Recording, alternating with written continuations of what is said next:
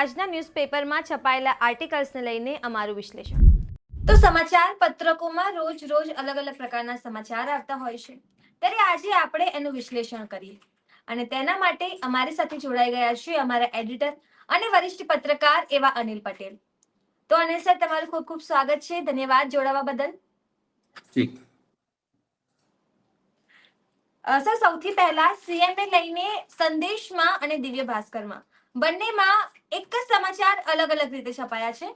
હું સૌથી પહેલા તમને વાંચીને કહું તો સંદેશમાં છપાયું છે કે સીએમ ભૂપેન્દ્ર પટેલે કલેક્ટરોને ઝાટક્યા, કહ્યું સાચી વ્યક્તિને પરેશાન ન કરો, ખોટા માણસો તકલીફ ઊભી ન કરે તે માટે ડર રાખ્યા વગર કામ કરો। એટલે સંદેશ એમ કહી રહ્યું છે કે સીએમ એ કલેક્ટરોને ઝાટક્યા છે। હવે આપણે દિવ્ય ભાસ્કર જોઈએ। હા, દિવ્ય ભાસ્કરમાં એમ લખાયું છે કે રાજકીય દબાણમાં આવ્યા વિના કામ કરવા કલેક્ટરોને છૂટો દોર, મુખ્યમંત્રીએ કહ્યું છે। એટલે કે મુખ્યમંત્રીએ દિવ્ય ભાસ્કરના પ્રમાણે એમ કહ્યું કે છૂટો દોર આપ્યો છે, જ્યારે સંદેશે એમ કહ્યું છે કે ઝાટક્યા છે। આને લઈને તમે શું વિચારો છો? નિરાલી, જો બે છાપા હોય બે રીતે છાપ્યા છે। એકમાં લખ્યું છે કે છૂટો દોર આપી દીધો છે। એનો મતલબ શું કે જે 5-6 ધારાસભ્યો કે જે એમના ધારાસભ્યો પત્ર લખીને કહેતા હોય છે કે સાહેબ આ લોકો અમારું સાંભળતા નથી, લોકલ જે ચૂંટાયેલા પ્રતિનિધિ છે એને ગણકારતા નથી, તો એ તમામ બાબતોનું છેદ ઉડાડી દીધું છે। એનું મતલબ એવું થયું કે કોઈ પણ ધારાસભ્યની આ સીએમ ને પડી નથી। મૃદુ અને મક્કમ સીએમ કલેક્ટર ઉપર વધારે વિશ્વાસ રાખે છે અને એટલા માટે છૂટો દોર આપી દીધો છે। જ્યારે બીજા છાપા એવું લખ્યું છે કે ના, સાચા લોકોને તમે હેરાન ના કરો, સાચી વ્યક્તિને પરેશાન ન કરો। મતલબ શું કે ક્યાંક એ લોકો સાચી વ્યક્તિને પરેશાન કરી રહ્યા છે, તો સીએમએ કીધું હોય ને એમ। મતલબ કે કલેક્ટરો સાચા લોકોને ગુજરાતમાં પરેશાન કરી રહ્યા છે એ વાતનો અહેસાસ સીએમ ને છે, પણ એ સીએમ મૃદુ અને મક્કમ હોવાના કારણે કંઈ કરી શકતા નથી। જો તમે વિશ્લેષણમાં કહો તો આ જ નીકળે।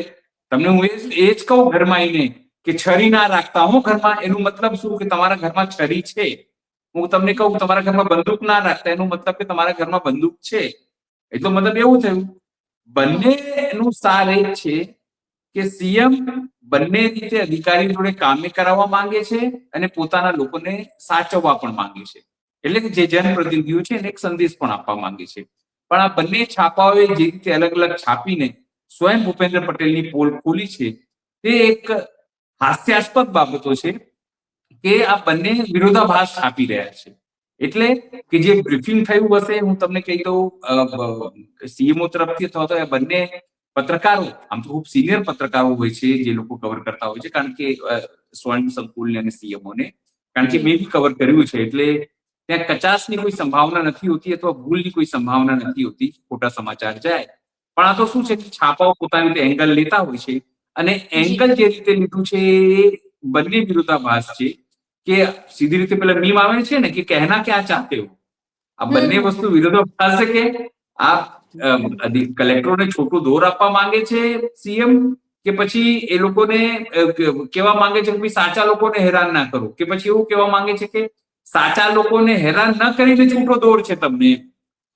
એટલે આખી વસ્તુ વિશ્લેષણમાં એ જ નીકળીને આવે છે કે ખૂબ સરકાર આ કન્ફ્યુઝ છે કે એને કરવું શું છે। આ તો કારણ કે આપણે તો દિવ્ય ભાસ્કર અને સંદેશના જે આર્ટિકલ છે એના આધારે આપણે વિશ્લેષણ કરી રહ્યા છીએ। આપણી પાસે એવા કોઈ મોટા સંસાધનો નથી કે આપણા રિપોર્ટર જઈને આ સમાચાર સાચા છે કે ખોટા છે આપણે એ પુરવાર કરી શકીએ કે એની કોઈ સાબિતી કરી શકીએ। પણ એટલું જ એવું છે કે સરકાર કન્ફ્યુઝ છે। જો સરકાર કન્ફ્યુઝ ના હોય તો આ બંને છાપાના પત્રકારો કન્ફ્યુઝ છે। જો એંગલ શું લેવું એ એનો એડિટર નક્કી કરતો હોય છે, એટલે એનું મતલબ એવું છે કે એમના એડિટરો કદાચ કન્ફ્યુઝ હશે કે આપણે આ લાઈન લેવી કે શું લાઈન લેવી। જી, બીજો સવાલ છે, આજે ભાસ્કરમાં જ છપાયું છે કે સંઘ એટલે કે જે આરએસએસ છે ફેબ્રુઆરીમાં શહેરમાં 300 સંમેલન કરવાના છે। આને લઈને તમે શું વિચારો છો? બિલકુલ, એની અંદર લખ્યું છે કે 70% ઘરોને સંપર્ક કરશે સંઘ। સંઘ એટલે કોણ? તો ભાજપની મા બાપ, સીધી રીતે વાત કરીએ। હા, હવે કોર્પોરેશનમાં જે ખરાબ સ્થિતિ છે અમદાવાદમાં, ન તો શુદ્ધ પાણી આપી શકે છે, ન તો શુદ્ધ રસ્તા આપી શકે છે સારા મજબૂત. આ બ્રિજોની હાલત આપણે જોઈ જ રહ્યા છીએ, કભી હા કભી ના. અને હાટકેશ્વરના બ્રિજની હાલત આપણને ખબર છે, તોડવાની કામગીરી અત્યારે ચાલી રહી છે, પૂર્ણ થઈ નથી. સુભાષ બ્રિજની હાલત આપણે જોઈ જ રહ્યા છીએ. જે કોંગ્રેસના સમયમાં જે બી બ્રિજો બનાવવામાં આવ્યા હતા એ હવે સ્વભાવ છે, ઉંમર પતી ગઈ છે એ બ્રિજોની, એટલે હવે આ લોકો ઉપર બનાવવામાં આવી રહ્યું છે. અંદરની જે રીતે ભાજપની લડાઈ છે, જો ભાજપ પ્રોપર રીતે કામ નહીં કરે તો નિશ્ચિત છે કે જે સંખ્યા ગઈ વખતે વધી હતી એ ઘટી શકે છે. કોંગ્રેસ જે રીતે મહેનત કરી રહી છે અથવા આમ આદમી પાર્ટી જે રીતે મહેનત કરી છે, મહેનત જે છે એ કદાચ ગ્રાઉન્ડ ઉપર દેખાઈ શકે છે. કમસે કમ સત્તામાં સમજો 2005 પછી સતત 20 વર્ષથી અહીંયા ભાજપ છે, સમજો. છતાં પણ જો તમને શુદ્ધ પાણી ન મળે, વરસાદમાં તમારા રોડ ધોવાઈ જતા હોય, તમારા ટેક્સના નાણાંનું વેડફાટ થતું હોય, અંદરની લડાઈ ચાલતી હોય, ભાજપના આંતરિક જૂથવાદ સામે આવતા હોય, પણ કેમ કે આપણે સત્તામાં રહેવું છે અને પોતાના માનીતા કોન્ટ્રાક્ટરોને કામ આપવું છે એટલા માટે સત્તામાં ચીપકી રહ્યું છે. એ સાબિત કરે છે કે આ વખતે જો લોકોની ચેતના જાગી અને લોકોને લાગ્યું કે ના, અમારે તો શુદ્ધ પાણી ઉપર, રસ્તા ઉપર, શિક્ષણ ઉપર, એ તમામ વસ્તુઓ ઉપર જો અમને મત આપવાનું છે, કારણ કે કોર્પોરેશનનું જે મતો હોય છે એ નલ ગટર અને રસ્તા ઉપર હોય છે, એટલા માટે આપણે નગર કહીએ છીએ, સમજો. પણ કોઈ કાળે અમદાવાદની જો હું વાત કરું, અમદાવાદ મ્યુનિસિપલ કોર્પોરેશન, તે હું 0-0 નંબર આપું કામમાં, કારણ કે હું તમને ગણાઈ શકું છું. હું તો લાંબાથી આવું છું. સૌથી ખરાબ સ્થિતિ લાંબાની છે. એ સિવાય વટવા તમે જતા રહો, એ સિવાય તમે ઓઢવ જતા રહો.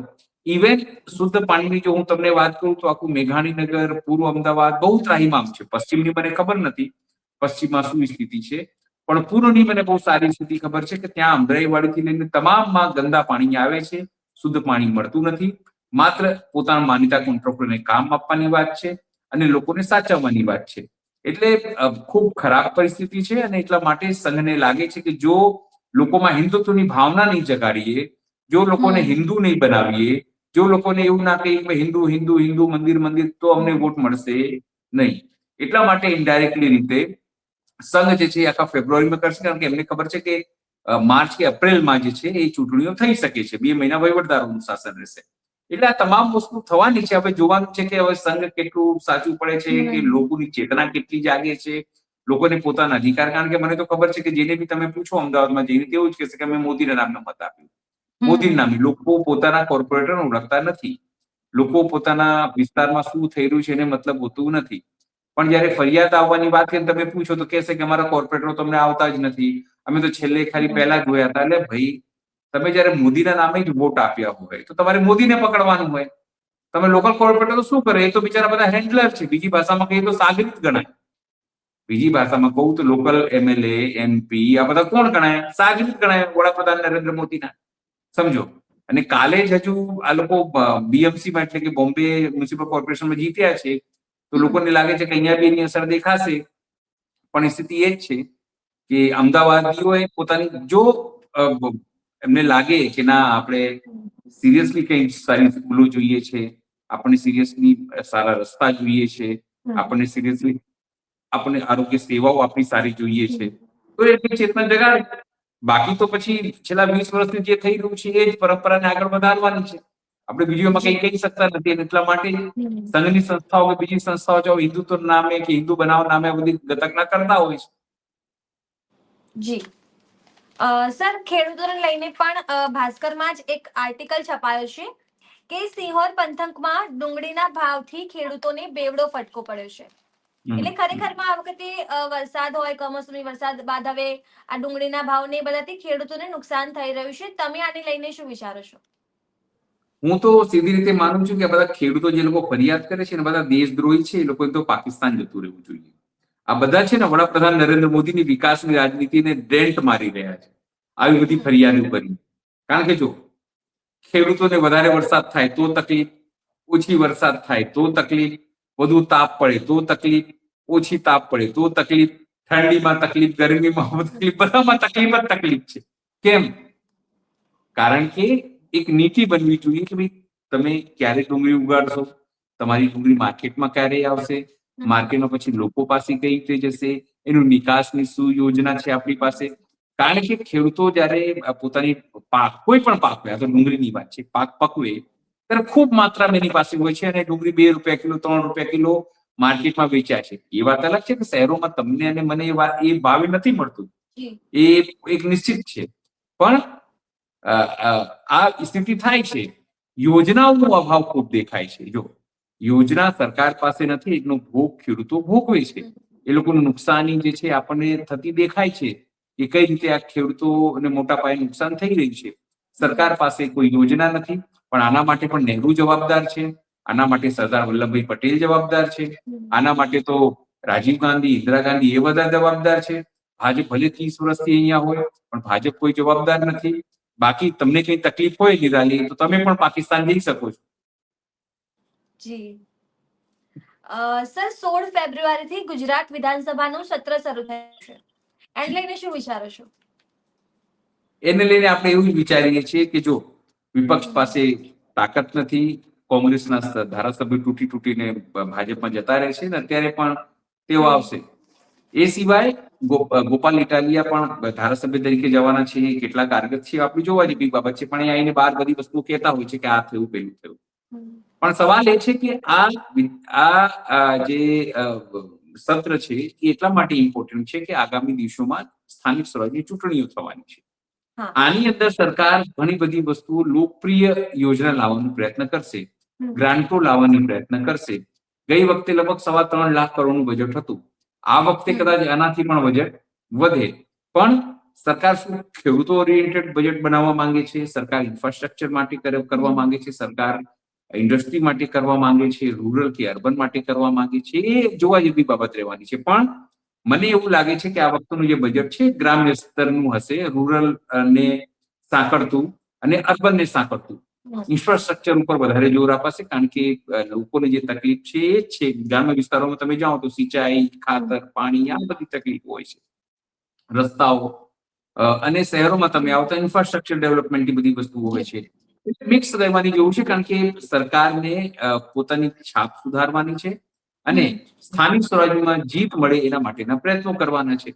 એટલે એની અંદર વિપક્ષો કેવી રીતે પોતાની મર્દાનગી દેખાડે છે, સીધી રીતે વાત એ કરું છું, મર્દાનગી એટલે કે તમે લોકોના પ્રશ્નો કેવી રીતે ઉપાડી શકો છો, કારણ કે તમને તો નહીં બોલવા દેવામાં આવે, તમારી તો અવાજ બી બંધ કરી દેવામાં આવશે, તમને સાંભળવામાં નહીં આવે, કારણ કે તમે લોકો ઓછા છો તો તમારો સમય પણ ઓછો હશે.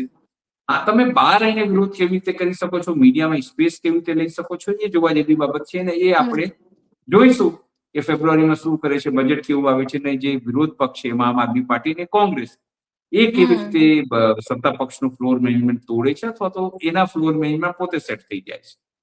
જી. સર, અન્ય એક આર્ટિકલ છે જે ભાસ્કરમાં જ છપાયો છે. અન્ય રાજ્યમાં જે બ્લેકલિસ્ટ થયેલી કે સબ સ્ટાન્ડર્ડ કંપનીઓ પાસેથી મેડિકલ સર્વિસ કોર્પોરેશને ખરીદી કરી છે. ઓરિસ્સા, છત્તીસગઢ, રાજસ્થાન, તમિલનાડુમાં પ્રતિબંધિત 25 કંપનીઓ પાસેથી દવાની ખરીદી થઈ છે. આને લઈને શું વિચારો છો? આને લઈને મારો ખૂબ સારો વિચાર છે, કારણ કે જો તમને કહું, તમે જેવું કરશો તમે એવું ભરશો. તમે આ સરકારમાં ભાજપને લાયા છો, અધિકારીઓ બેફામ છે, એ હું નથી કહેતો, આ અધિકારીઓ બેફામ છે તો ભાજપના ધારાસભ્યો કહે છે. ભ્રષ્ટાચાર કરે છે, કોઈનું સાંભળતા નથી.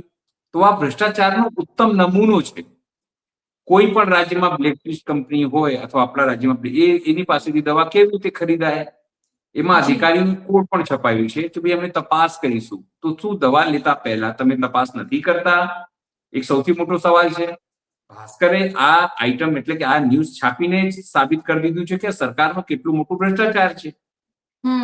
સીએમ જે છે એ તો મૃદુ અને મક્કમ છે, એમને તો કોઈ ફેર પડતો નથી કે લોકો આ દવાઓ ક્યાં જાય છે. તમારે સમજવી પડે, આ દવાઓ તમામ પ્રકારની સિવિલ હોસ્પિટલોમાં આપણી જાય છે. ત્યાં કોણ જાય છે? ત્યાં મધ્યમ વર્ગ અને ગરીબ વર્ગના લોકો જાય છે. આ ગ્રામ્ય વિસ્તારોમાં પીએસસી સેન્ટરો હોય છે, સીએસસી સેન્ટરો હોય છે, આવી બધી જગ્યાએ દવાઓ જતી હોય છે. ત્યાં કોણ આની સારવાર લે છે? તો ગ્રામ્ય વિસ્તારના ગરીબો લોકો લે છે.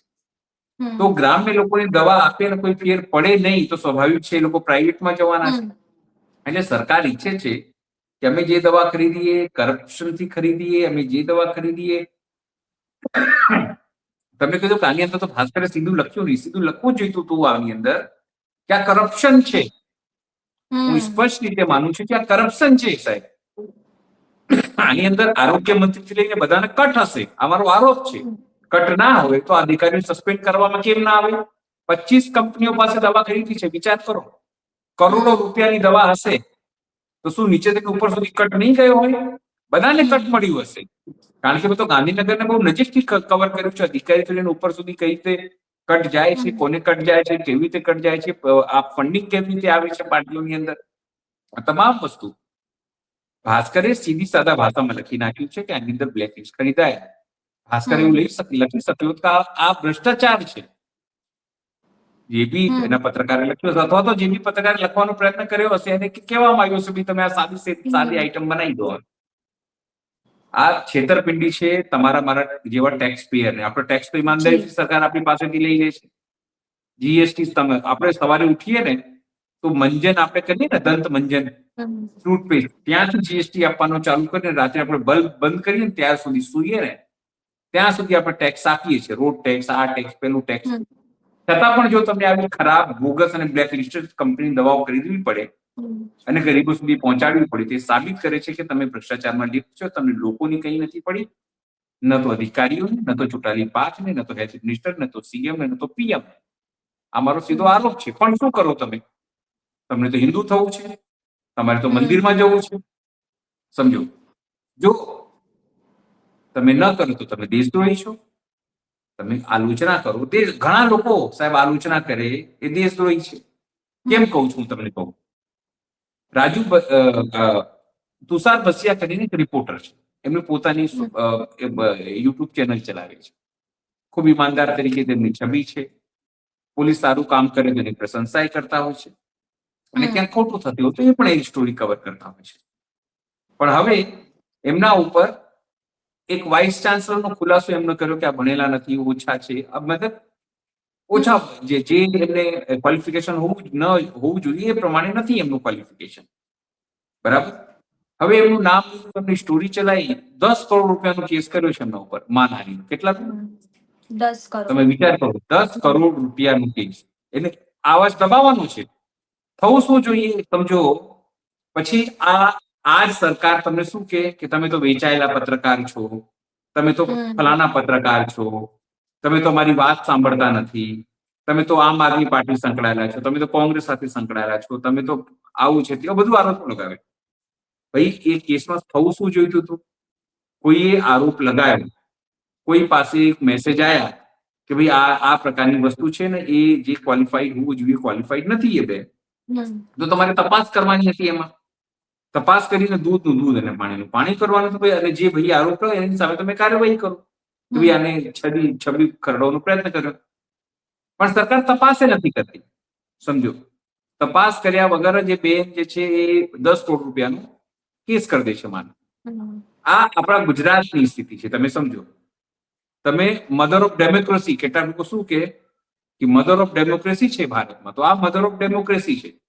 સૌથી ખરાબ હાલત પત્રકારોની છે ભારતમાં. જો તમે પત્રકારિતા ઇન્ડેક્સમાં તમે જુઓ તો આપણે કંઈ 150 થી ઉપર નંબરમાં આવીએ છીએ. એ સ્થિતિ હજુ ખરાબ થતી જાય છે આપણી.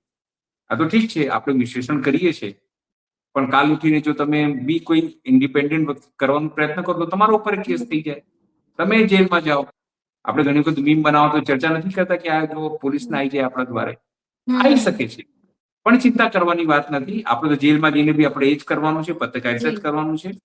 આપણી પાસે કોઈ પ્લેટફોર્મ નહીં હોય તો આપણે ઉભા થઈને લોકોને જાગૃત કરીશું, કારણ કે આપણું કામ જે છે એ જાગૃત કરવાનું છે. વિધાન જી સર, ખૂબ ખૂબ ધન્યવાદ અમારી સાથે જોડાવા બદલ. ધન્યવાદ નીરજ, ધન્યવાદ. તમે આ વિશે શું વિચારો છો કમેન્ટ કરીને જણાવો. અત્યાર માટે બસ આટલું જ. ધન્યવાદ.